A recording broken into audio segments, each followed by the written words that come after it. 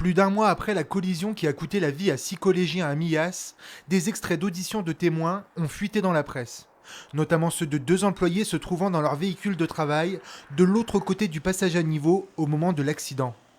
Entendus le jour du drame par les gendarmes, ils sont formels et déclarent, je cite, le bus a forcé le passage à niveau alors qu'il était fermé et que le signal lumineux était au rouge.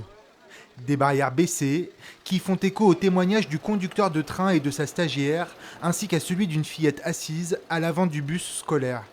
Toujours hospitalisée, la conductrice du bus a, elle, pour sa part, maintenu sa version des faits. Il n'y avait ni voyant clignotant ni barrière baissée lorsqu'elle s'est engagée sur le passage à niveau. D'autres témoignages vont également dans ce sens.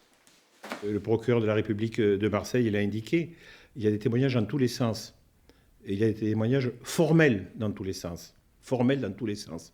Donc c'est assez scandaleux, je dois le dire, de diffuser uniquement une partie des témoignages.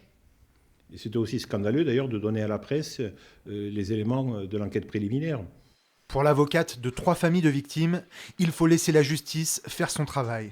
Il n'y a aucun élément nouveau dans ce dossier, aucun élément nouveau dans ce dossier. Respectons la présomption d'innocence, respectons le travail des magistrats instructeurs et respectons le silence que les victimes voudraient sur ce dossier.